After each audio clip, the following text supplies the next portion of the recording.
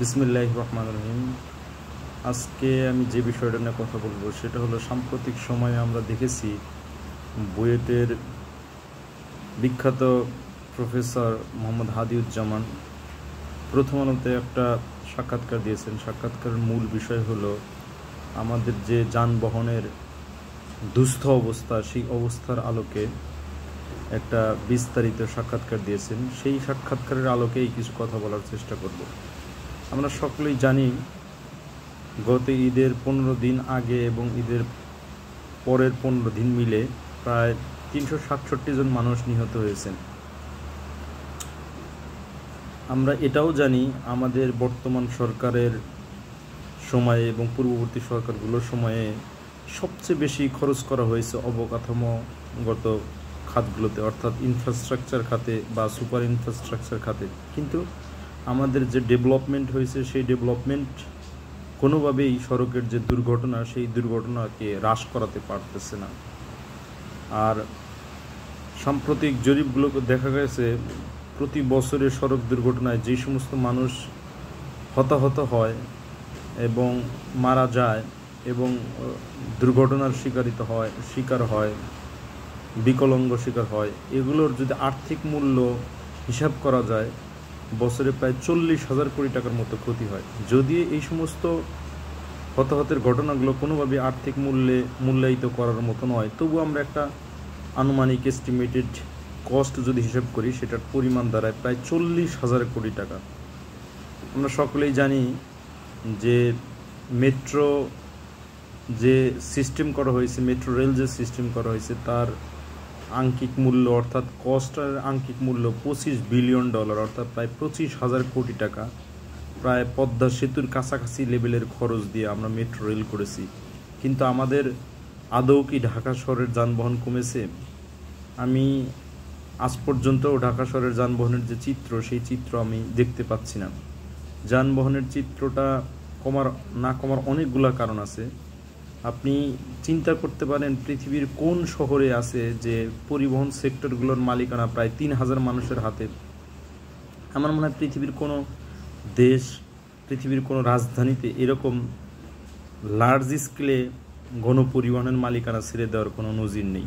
আজকে পরিবহন সেক্টর কেন্দ্রিক যে সমস্ত রাজনীতি হয় সেই সমস্ত রাজনীতির মধ্যে বিভিন্ন রুট পাস করা হয়। ঢাকা শহরে প্রায় 30 থেকে 40টা রুটের লাইসেন্স দেওয়া হয়, কিন্তু ঢাকা শহরে আসলে মূলত 10 থেকে 15টি রুট হলেই ঢাকা শহরের যে প্রায় 70 থেকে 80% মানুষ সেটা চলার মতো।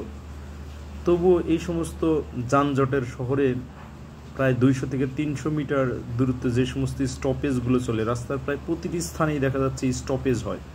আপনি যদি পুরান ঢাকার দিকে লক্ষ্য করেন, ওই গবেষণায় বলা হয়েছে প্রায় 800 মিটার যেতে প্রায় 200 থেকে 300 মিটার পর মানে আপনি স্টপেজ দেওয়া হয়। আর এই স্টপেজগুলোতে কি হয় দেখা যাচ্ছে আপনার জার্নির যেই সমস্ত টাইম রাজধানীতে বসে আপনি পার করছেন প্রায় পুরো সড়কে আপনার স্টপেজ বলে মনে হবে।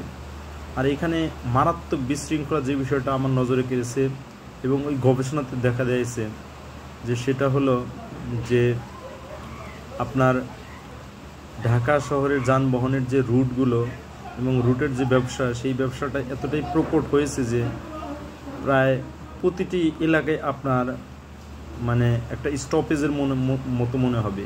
এর অনেকগুলো কারণ। সেটা হলো একটা হলো মোটর সাইকেল, তারপরে আপনার সাইকেল, নর্মাল সাইকেল, যন্ত্রচালিত সাইকেল, বাস, মিনি বাস, বিভিন্ন ধরনের যানবাহন। ঢাকা শহরের মতো জায়গায় আসলে আপনার 18 থেকে 20 সংস্করণের যানবাহন চলার কোনো মানে হয় না। 18 থেকে 20 সংস্করণ কি? সেটা হলো আপনার ঠেলা গাড়ি বলেন, ঘোড়ার গাড়ি বলেন, নসিমন বলেন, করিমন বলেন, বা মোটরসাইকেল বলেন, হস্তচালিত বাইসাইকেল বলেন, ট্রাইসাইকেল বলেন, এই সমস্ত সংস্করণ একই রুটে একই জায়গায় যদি চলাফেরা করতে চায় সেই ক্ষেত্রে তো গাড়ির যে স্পিড থাকার কথা সেই সমস্ত স্পিড থাকার স্বাভাবিক সক্ষমতা থাকার মতো হয় না। কারণ হলো যে এতগুলো গাড়ি যদি একসাথে চলতে চায় তাহলে একজনের অনেক স্পিড আর একজনের অনেক কম স্পিড, এই সমস্ত স্পিডের কারণে যানবাহনের অনেক বেশি দুর্ঘটনার শিকার হচ্ছে। আর আরেকটা বিষয় হলো যানবাহনের যে ফিটনেসবিহীন গাড়িগুলো চলাফেরা করতেছে, লাইসেন্সবিহীন চালক আছে, তারপর অবৈধ যানবাহন আছে।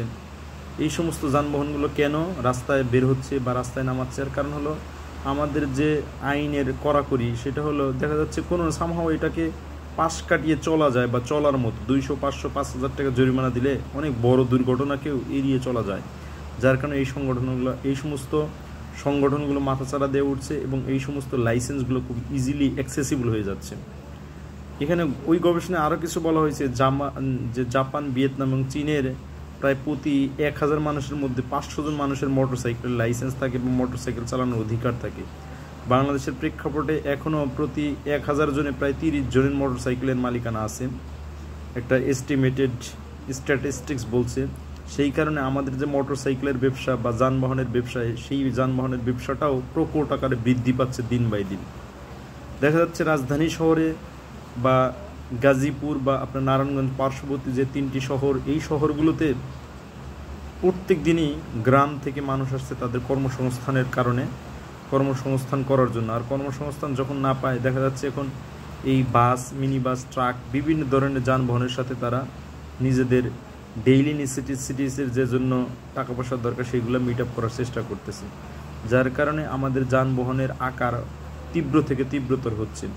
ওই গবেষণায় এই কথাও বলা হয়েছে যে $25 বিলিয়ন খরচ করে মেট্রো রেল করা হলো, কিন্তু যানবাহনের আদতে দৃশ্যনীয় কোনো পরিবর্তন দেখা যাচ্ছে না। সেই ক্ষেত্রে $1 বিলিয়ন খরচ করেও যদি আমরা ইনফ্রাস্ট্রাকচারের দিকে তাকাইতাম এবং আইন প্রণয়নের দিকে তাকাইতাম বা আপনার লাইসেন্স দেওয়ার ক্ষেত্রে তাকাতাম, তাহলে এই সমস্যাটা অনেক ক্ষেত্রেই সমাধান করা সম্ভব হতো বলে ওই গবেষণায় বলা হচ্ছে। আর বাংলাদেশের সড়ক পরিবহনের যে অবস্থা, সেই সড়ক পরিবহনের অবস্থার প্রেক্ষিতে এই সমস্ত কথা খুবই স্বাভাবিক। আমাদের দেশের অনেক সুন্দর সুন্দর আইন আছে এবং আরও সুন্দর সুন্দর আইন আটকিয়ে দেওয়া হয়। কারণ হলো পরিবহন সেক্টরের যেই পরিমাণ মানুষের হাতে মালিকানা থাকে, প্রায় 3000 জন মানুষের হাতে মালিকানা থাকে, এটি এতটাই স্ট্রং যে কোনো সরকারকেও নাড়িয়ে দিতে পারে। যার কারণে সরকার ওই রকম স্ট্রাইজেন্ট কোনো অ্যাকশন নিতে পারে না। যার কারণে পরিবহন সেক্টরের দুর্নীতি হচ্ছে, সেই দুর্নীতি কোনোভাবেই রোখানো যাচ্ছে না। পরিবহন সেক্টরে আপনি যদি এখান থেকে একটা জেলা থেকে অন্যান্য জেলায় যেতে চান, তাহলেও দেখা যাবে যে আপনার যে ধরনের বাস বা মোডেই আপনি চলাফেরা করেন না কেন, দেখা যাবে যে প্রতিটি কিলোমিটার পর পর আপনি স্টপেজের শিকার হবে। হয় আপনার গাড়ি আটকে যাবে, হার্ডলের শিকার হবে, না হলে হল্ট হয়ে বসে থাকবে। কারণ এর পার্শ্ববর্তী যে সমস্ত গাড়িগুলো আছে, সেই সমস্ত গাড়িগুলোও চলাফেরা করতে হবে। আর যে সমস্ত দূর পাল্লার গাড়িগুলো যে সমস্ত রুটে চলছে, ওই একই রুটে যদি মিনি বাস চলে বা আপনার মোটর সাইকেল চলে, তাহলে স্বাভাবিকভাবেই দুর্ঘটনা কাঙ্ক্ষিত লেভেলে থাকবে না। যার কারণে ইনফ্রাস্ট্রাকচার যদি আমরা ডেভেলপ করতে চাই অবকাঠামো সাইটগুলোতে, তাহলে আমাদের আইন প্রণয়নের দিকটাতে খুব বেশিভাবে নজর দিতে হবে এবং পরিবহন সেক্টরে যে সমস্ত নেতারা আছে তাদের চেষ্টা করতে হবে যে আমাদের যে সমস্ত সমস্যাগুলো এখানে উল্লেখ করা হলো, ওই সমস্ত গবেষণায় দেখানো হয়েছে, সেই সমস্ত সমস্যাগুলো মাথায় নিয়ে তারপরে কাজ করতে হবে। আর যে সমস্ত পরিবহন সেক্টরের নেতাগুলো আছে তারা বেশিরভাগ ক্ষেত্রেই কম শিক্ষিত। এরা মনে করা হয় যে তারা যদি পরিবহন সেক্টরের নেতা হয়ে যায়, নেতৃত্বের লেভেলে আসে, তাহলে যেখানে একটা গাড়ি লাগবে সেখানে 10টা গাড়ি দিয়ে বসে থাকবে এবং যারা গাড়ি চালায় অল্প শিক্ষিত, অশিক্ষিত, এই সমস্ত মানুষদের একটা কনসেপ্ট ক্লিয়ার করে দেওয়া হয় যে তুমি যদি 10টা ট্রিপ দাও যে পরিমাণ টাকা ইনকাম করবে, নিশ্চয়ই 2টা বা 3টা ট্রিপ দিয়ে সেই পরিমাণ টাকা ইনকাম করতে পারবে না। যার কারণে একটা প্রতিযোগিতার আবহ সৃষ্টি হয়। অর্থাৎ এটাকে ক্যানাবালিজম বলা যেতে পারে যে আপনার কাস্টমারকে যে যতভাবে পারে ধরিয়ে তুলবে, আর এই প্রতিযোগিতা করতে গিয়ে একটা অসম প্রতিযোগিতার সৃষ্টি হয়। আর এই প্রতিযোগিতার কারণে এই বাসগুলোর ভিতরে, মিনি বাসগুলোর ভিতরে, মোটরসাইকেলগুলোর ভিতরে প্রচণ্ড পরিমাণ সংঘর্ষ হয়, যার কারণেই মানুষ মৃত্যুর সম্মুখীন হয়। একটা পরিবার যখন, পরিবারের কর্মক্ষম মানুষ যখন মৃত্যুতে হারিয়ে যায়, তখন তার পরিবারটা সারা জীবনের জন্য একটা বোঝা স্বরূপ হয়ে যায় এই সমাজের কাছে, এই দেশের কাছে। আর একটা বিষয় দেখা যাচ্ছে লক্ষণীয়, সেটা হলো যেই সমস্ত মোটরসাইকেল ছেলেমেয়েরা চালাচ্ছে এখন, এদের বয়স বেশিরভাগ ক্ষেত্রে 15 থেকে 18 বা 20-25-এর মধ্যে। তাদের যে শরীরে স্টেমিনা, যাদের যে শরীরের যে এনার্জি লেভেল, সেই লেভেলে সাধারণত যদি 100 সিসির কোনো গাড়ি বা 200 সিসির কোনো গাড়ি চালাতে শুরু করে, তাহলে স্বাভাবিকভাবে সেই স্পিডে গাড়ি চালাবে, সেই স্পিড ব্রেকার দেখবে না, সে তার ভিতরে যে একটা আগুলের স্ফুলিঙ্গ আছে স্পিডের, সেটা কিন্তু সে সরিয়ে দিতে চেষ্টা করবে রাস্তার মাঝখানে। যার কারণে রাস্তার যে check and balance, road sense, যে রোড গাইডের যে বিষয়গুলো আছে, এই জিনিসগুলো কিন্তু তারা সাথে ধরতে পারবে না। যার কারণে আমাদের এই রোড সেন্সের, রোড গাইড বুকের যে সমস্ত ল আছে, ইনফ্রাস্ট্রাকচার ক্ষেত্রে যে সমস্ত ল আছে, সেই সমস্ত লগুলোকে আরও সুন্দরভাবে আমাদের পরিস্ফুটিত হবে। এখন শিল্প মন্ত্রণালয় যদি মোটরসাইকেলকে একটা শিল্প হিসেবে আখ্যায়িত করে মানে ঘন ঘন কোটি কোটি মোটরসাইকেল লঞ্চ করার চেষ্টা করে সারা বাংলাদেশে, রাজধানী সহ, তাহলে সেখানে তো বিভিন্ন বিচিত্র ধরনের মানুষ মানে সমস্যার সম্মুখীন হবে, অ্যাক্সিডেন্ট হবে, হতাহত হবে। সেই ক্ষেত্রে প্রতি বছর 40,000 কোটি টাকা ক্ষতি হতেই থাকবে। এরকম মেট্রো স্টেশন 25 বিলিয়ন টাকা খরচ করে অর্থনীতির উপর চাপ সৃষ্টি করে তারপরেও মানে যানবাহনের যে কৃত্রিম সমস্যা, সেই সমস্যা মানে কোনোভাবে মিটিয়ে ফেলা সম্ভব হবে না। যার কারণে আমরা মনে করি যানবাহনের এক্সট্রিম লেভেলের যদি সমস্যা আপনি ত্যাগ করতে হয়, তাহলে এখানে মালিকানা আপনারা ফ্র্যাঞ্চাইজির হাতে দিয়ে 20 থেকে 30 জন বা 50 জন বা 100 জনের মধ্যেও যদি আপনি আনতে পারেন, বা 1000 জনের মধ্যেও যদি মালিকানাটা আনতে পারেন, সেই ক্ষেত্রে স্কেলটা কমে যাবে। ঘন ঘন পরিবহন সেক্টরে অনেকগুলো পরিবহন আসার দরকার নেই, যার কারণে মানুষ খুব রিল্যাক্স হইতে চলতে পারবে, মানুষের ওই রকম ক্ষতি হবে না, মানুষ এরকম মারা যাবে না, আমাদের আর্থিক মূল্যে এভাবে হিসাবও করতে হবে না। এটা একটা লজিক হতে পারে। আর 18 থেকে 20 ধরনের যে সংস্করণের গাড়ি একই রুটে চলছে, সেটা কোনোভাবেই এটা কাম্য হতে পারে না। কারণ যেই রাস্তায় 500 সিসির গাড়ি চলে, 200 সিসির গাড়ি, সেই রাস্তায় নিশ্চয়ই 20 সিসি বা 50 সিসির কোনো সিএনজি চালিত গাড়ি চলতে পারে না। সেই সমস্ত গাড়ি চললে অবশ্যই অ্যাক্সিডেন্ট হবে, হতাহত হবে, মানুষ মারা যাবে, আর এটার জন্য ক্ষয়ক্ষতি সারা জীবন ওই পরিবারকেই বহন করতে হবে। এই জন্য সংশ্লিষ্ট দপ্তরগুলো, সংশ্লিষ্ট মন্ত্রণালয়গুলো যারা আছেন এবং দেশের নেতৃস্থানীয় যারা আছেন, রাজনীতিবিদ যারা আছেন, তাদের এই জিনিসগুলো নিয়ে অবশ্যই ভাবার দরকার আছে। আমি যদি কোনো কালে এই সমস্ত বিষয়গুলো নিয়ে কাজ করার সুযোগ পাই বা কাজ করতে পারি, তাহলে এই বিষয়গুলো নিয়ে সবার আগে কথা বলবো, উচ্চবাচ্য করব। আসুন আমরা সড়ক দুর্ঘটনা রোধ করি এবং অন্যায়কে প্রশ্রয় না দিই, আমরা সঠিক জ্ঞান অর্জন করি, রোড সেন্সের সঠিক জ্ঞানগুলো অর্জন করি, এবং যত্রতত্রই আমরা গাড়ি কেনার চিন্তাভাবনা না করি, আগে চিন্তাভাবনা করি গাড়ি ছাড়া কীভাবে ন্যাচারালভাবে রাস্তাঘাটে চলা যায়, সেই সমস্ত বিষয়গুলোকে আগে ফাইন্ড আউট করার চেষ্টা করি। তবেই আমাদের যে যানবাহনের এক্সট্রিম লেভেলের সমস্যা, সেই সমস্যাগুলো আমরা মিট আপ করতে পারবো। আমাদের শিক্ষার যে পরিবেশ রাজধানী কেন্দ্রিক আছে, সেই সমস্ত শিক্ষার পরিবেশগুলো আরও সুন্দরভাবে পরিস্ফুটিত হবে।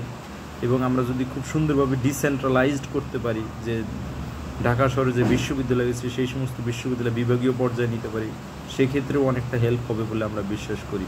ধন্যবাদ সকলকে।